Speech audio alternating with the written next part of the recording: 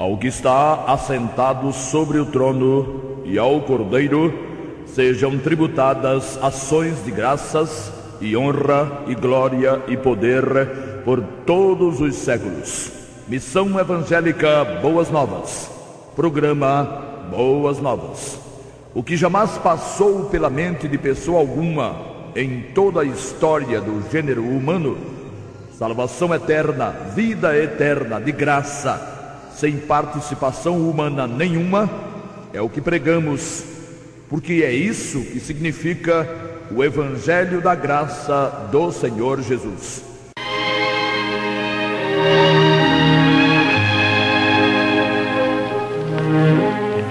Judas, irmão do Senhor Jesus, em sua epístola, fez a seguinte afirmação: Amados, procurando com toda a diligência escrever-vos acerca da salvação comum, tive por necessidade, dirigindo-me a vós, exortar-vos a batalhar pela fé que uma vez foi dada aos santos.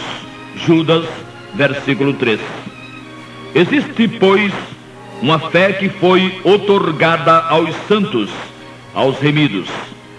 A fé salvadora, a fé que processou a ligação entre o pecador perdido e a graça salvadora, a fé que levou o pecador à invocação do nome do Senhor Jesus, essa não foi dada. Essa fé teria que ser um livre exercício da vontade do pecador. Ela jamais poderia ser uma imposição do Senhor Deus, como pregam os defensores da coisa chamada de predestinação fatalista. Um Deus sério, como é o Deus da Bíblia, jamais admitiria em seu caráter e em seus domínios alguma coisa mal cheirosa como graça irresistível. Assim, a fé mencionada por Judas é o conjunto de ensinamentos do Santo Espírito direcionados, esses ensinamentos, aos que espontaneamente, de caso pensado, no livre exercício da vontade, invocaram pela fé o nome precioso do Senhor Jesus. A fé dada aos santos não foi dada aos perdidos a fim de que se tornassem santos. Essa ideia não existe na Bíblia.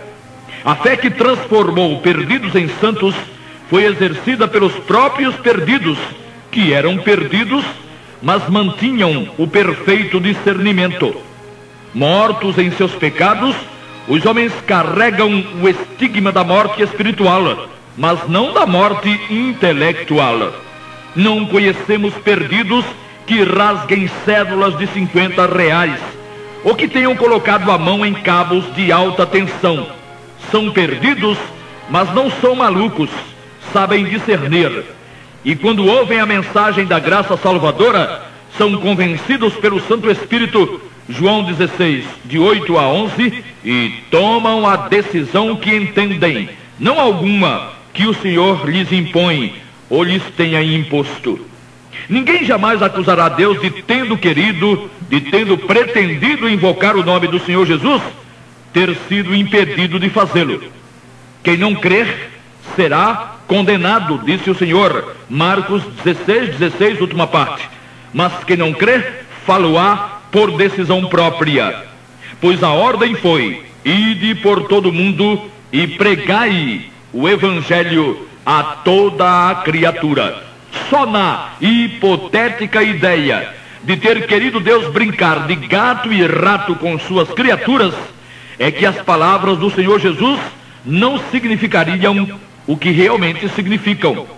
E elas significam que, ouvindo a mensagem do Evangelho da Graça, qualquer pessoa pode confiar no Senhor Jesus e apelar para Ele, ocasião em que será totalmente remida. Depois disso, ou seja, depois de remida, tal pessoa tem à sua disposição a fé dada aos santos, ou terá à sua disposição a fé dada aos santos. É exatamente aqui que os remidos se dividem. São todos remidos. Todos os que invocaram de forma sincera e consciente o nome do Senhor Jesus são remidos. Sobre eles não pesa mais nenhuma condenação. Contudo, levados pelas mais diversas circunstâncias, creem das formas mais diferentes, como se para cada grupo o Santo Espírito tivesse preparado doutrinas particulares. Não é assim. Só existe um conjunto de doutrinas, só existe uma fé que foi dada aos santos, que foi dada aos remidos, e todos serão avaliados em função dessa fé, desse conjunto de ensinamentos ou de doutrinas. É necessário, para se apreender e para se compreender em que consiste a fé dada aos santos, que se examine o contexto de tudo aquilo em que se crê. Quando foi dito, para quem foi dito, por que foi dito. O Senhor nunca pretendeu que seus remidos enveredassem pelo caminho do fanatismo ou daquilo que pareça sobrenatural e fantasioso. Se para cada ação existe uma reação, para cada ponto de fé precisa existir uma afirmação forte com contexto sólido e fundamentado. Quem crê em seus próprios arrazoados, ou quem pensa que tem muita fé e vive fazendo força para crer, não se mantém na fé dada aos santos. A fé dada aos santos nem aumentou e nem diminuiu, desde que concluiu o Senhor sua revelação com os 70 livros que compõem as Sagradas Escrituras. Crer fora disso é crer em fantasia, em utopia, em enganos, em heresias. Crer tem a Deus levantado profetisas e profetas é o mesmo que admitir tem a Deus considerado imperfeita e incompleta sua palavra. Nesse caso, a que profeta ou a que profetiza seguir? Através de quem terá falado Deus depois de composta a Bíblia? Através de Ellen White, de Joseph Smith, de Giannini Sutron, de William Branham, coincidentemente todos dos Estados Unidos, ou de Kandahar, da Coreia do Sul? A quem ouvir e a quem seguir? A algum desses ou a algum dos tantos que andam por aí cheios de revelações? O Bema, o Tribunal de Cristo, mostrará quem andou mal, quem andou deixando o que está escrito embevecido pelo que lhe pareceu sobrenatural e vindo de Deus. Fomos e somos exortados a batalhar pela fé que uma vez foi dada aos santos. Judas não disse que a fé seria dada aos santos, como a admitir viessem em séculos futuros novas revelações de Deus para a igreja. Na Bíblia temos, nós remidos, o que precisávamos ter para estar de forma perfeita na perfeita vontade do Senhor. A fé foi dada aos santos, verbo no passado. Muita gente tem crido e está crendo em situações que não constam das Sagradas Escrituras. Essa gente pensa ter fé em algo que esteja escrito ou que está escrito, porque assim lhe foi ensinado. Quando a coisa é examinada, no entanto, fica constatado não fazer parte das revelações de Deus. Se a tal fé era grande, a decepção manifestar-se-á maior ainda. É o que acontece, por exemplo, com a doutrina da noiva do Cordeiro. Sendo esse um tema escatológico, e sendo a escatologia um segmento doutrinário que requer muita dedicação e muito cuidado, principalmente em seus detalhes, ficou mais fácil e mais conveniente também admitir, seja ou fosse toda a igreja, a noiva do Cordeiro. É como muitos remidos creem, e creem com toda convicção. Estão certos de pertencerem à noiva. Ninguém os demove dessa ideia. Ela vem atravessando já muitas gerações. A opinião de uns, entrelaçada com a opinião de outros e dos que pregam e ensinam principalmente, levou o resto a ter como coisa certa e líquida para todos os remidos o status de noiva do Cordeiro. Alguém teria que perseverar e ser fiel para poder ser remido, mas sendo remido, já faria parte da noiva. Só existe um probleminha.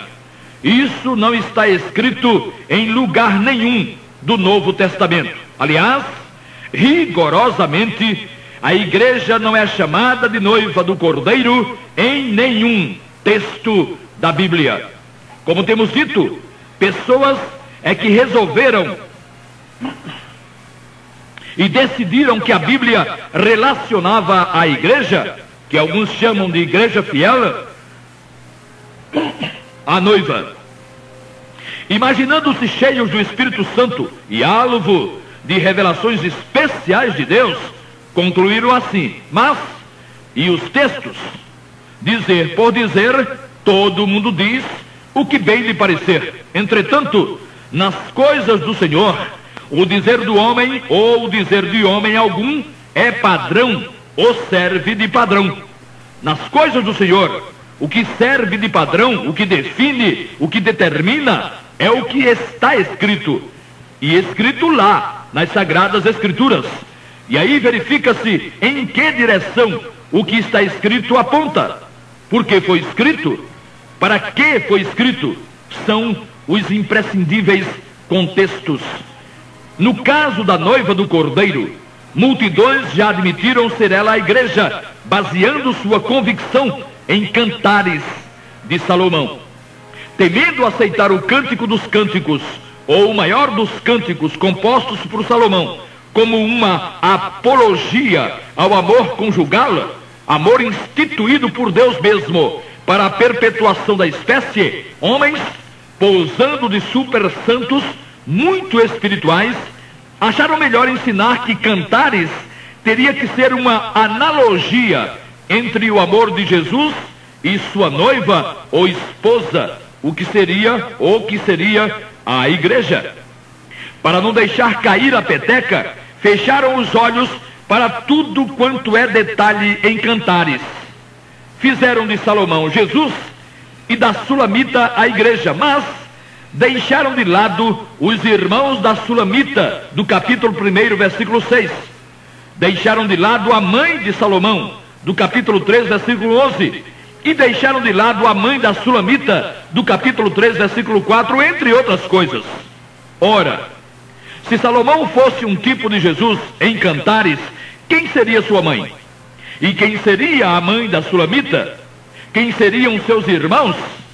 Além disso, a expressão "eu sou o lírio dos vales e a rosa de Saron" sai dos lábios da Sulamita e não de Salomão. Ou seja, não sai dos lábios de Salomão, mas da Sulamita. Como se vê, não dá para fundamentar a ideia de ser a igreja toda a noiva do Cordeiro, usando o livro de Cantares, nem mesmo sem considerar os capítulos 7 e 8, ambos uma exaltação ao amor conjugal. Basear também a teoria de ser a noiva do Cordeiro na parábola das 10 virgens, ou de ser a igreja a noiva do Cordeiro na parábola das 10 virgens, não funciona. Ali são mencionadas 5 virgens prudentes e 5 virgens nécias. Os que querem que a igreja seja representada pelas 5 virgens prudentes querem demais, pois querem que o noivo case com as 5, além de esquecerem que o noivo entrará para as bodas com as 5 prudentes. O Senhor Jesus estava usando um costume judaico, como sempre fazia quando falava por parábolas.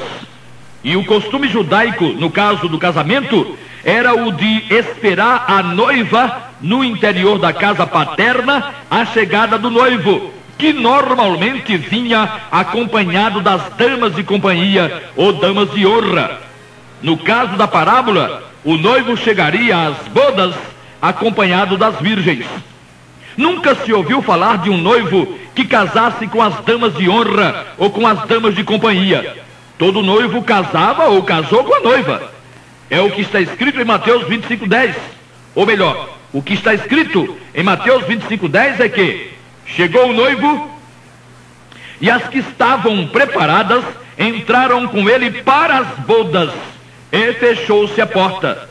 Entraram com ele para as bodas e as bodas aconteceriam com a noiva que a estava a esperar. Logo, nenhuma das virgens, mesmo das virgens prudentes, pode ser considerada de forma honesta e de acordo com a hermenêutica como a noiva ou como a esposa.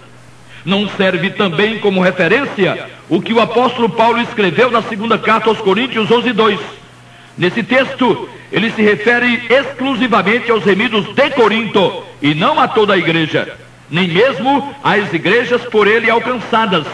É uma escritura de época, era um testemunho próprio do apóstolo. Também não serve o texto de Efésios 5, de 25 a 28. Em nenhum momento foi dito ali ser a igreja a noiva do Cordeiro. O apóstolo admoestava e admoestou os remidos a tratarem suas esposas e a amá-las com a mesma intensidade com que Cristo amou a igreja, pois o fez a ponto de entregar-se por ela. Mas dizer que a igreja era ou seria a noiva ou a esposa do Cordeiro, o apóstolo não disse. E ninguém o disse. Faça-se um exame cuidadoso e sério e a prova surgirá. A igreja não é a noiva do Cordeiro. Todavia, a noiva do Cordeiro sairá da igreja. A definição está no Apocalipse. Somente no livro de Apocalipse é feita referência direta à noiva do Cordeiro. O apóstolo João assim escreveu: então ouvi uma como voz de numerosa multidão, como de muitas águas, e como de fortes trovões, dizendo: aleluia, pois reina o Senhor nosso Deus, o Todo-Poderoso. Alegremo-nos, exultemos e demos-lhe a glória, porque são chegadas as bodas do Cordeiro, cuja esposa a si mesma já se ataviou. Pois lhe foi dado vestir-se de linho finíssimo, resplandecente e puro, porque o linho finíssimo são os atos de justiça dos santos.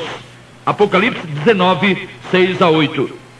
Só a partir desse texto, o Novo Testamento menciona a noiva ou a esposa do Cordeiro. Quer dizer, só quando já estava para finalizar o todo das revelações, mostrou o Senhor Deus o que aconteceria com um grupo especial de remidos.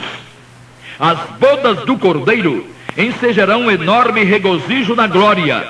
A exultação será completa. As bodas ocorrerão depois do que acontecerá no Bema, o tribunal de Cristo. Porque exatamente no Bema é que a noiva se dará a conhecer ou será revelada. Não poderia pertencer à noiva do Cordeiro quem viveu, mesmo remido sendo, mercadejando com e adulterando a sublime palavra de Deus. Quem viveu usando o nome bendito do Senhor Jesus para se dar bem na vida. Quem viveu adulterando o que está escrito, ou desviando o que está escrito do seu verdadeiro sentido, para beneficiar-se a si mesmo e para beneficiar sua organização. Quem o tempo todo tentou tirar a glória do Salvador, a glória de poder salvar pecadores perdidos, transferindo-a ora para os próprios pecadores, ora para dogmas e ensinos inventados à margem do que foi realmente revelado. O que está escrito não padece dúvidas, está explícito, claro como a luz do sol meridiano. O linho finíssimo são os atos de justiça dos santos. A exegese é simples e direta. Os santos não são santos por praticarem atos de justiça. A justiça que os fez santos foi e é a justiça do Senhor Jesus. Os atos de justiça dos santos, esses são e serão os atos de justiça que os santos tiverem praticado depois de santos, ou depois de terem sido feitos santos pelo sangue do Senhor. Esses atos de justiça, a justiça do tribunal evidenciará. Não terá sido deixar de ver televisão, não terá sido pertencer a uma suposta poderosa organização de Deus, com nome pomposo, não terá sido o viver cheio de dúvidas e de incertezas que norteia a existência de muitos religiosos. Os atos de justiça também não serão exatamente atos de misericórdia. Justiça é justiça, misericórdia é misericórdia. Ajudar alguém é misericórdia, mas até o injusto é capaz disso. O que fará um santo, membro da noiva do Cordeiro, serão seus atos de justiça e não atos de misericórdia, mesmo com uma tremenda auréola de amor. Isso porque muitos atos de misericórdia e de amor, amor fraternal, filia, são produzidos e têm sido produzidos em substituição aos atos de justiça que deveriam estar acontecendo.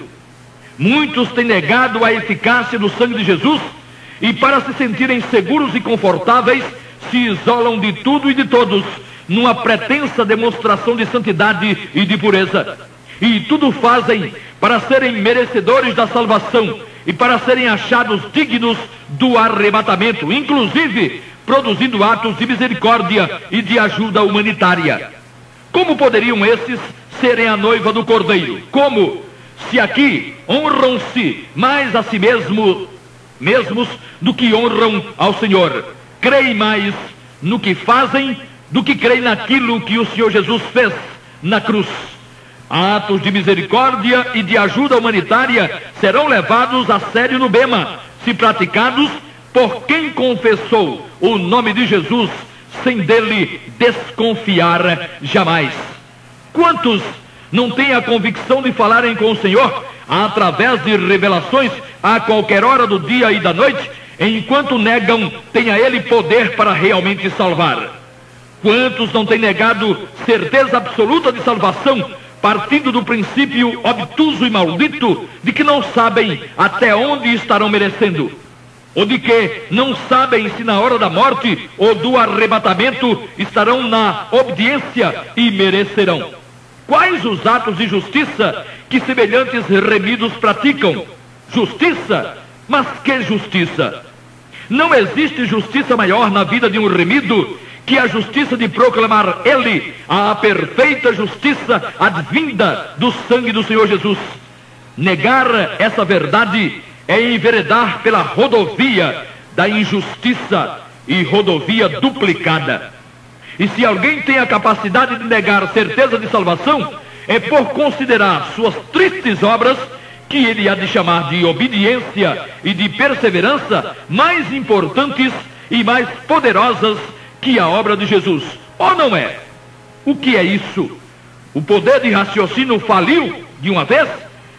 Se alguém que tivesse invocado o nome do Senhor Jesus de forma convicta e consciente não pudesse ter certeza inabalável de salvação, só poderia ser por existirem obras, feitos, práticas, ou seja lá, o que fosse, mais poderosos que o sangue. Alguém tente dizer isso a Deus, o Pai? Ou então chegue em sua presença com essa conversinha? Assim, pois, os atos de justiça é que farão quem os tiver partícipe da noiva do Cordeiro. Os remidos foram remidos pelo ato de justiça do Senhor Jesus na cruz.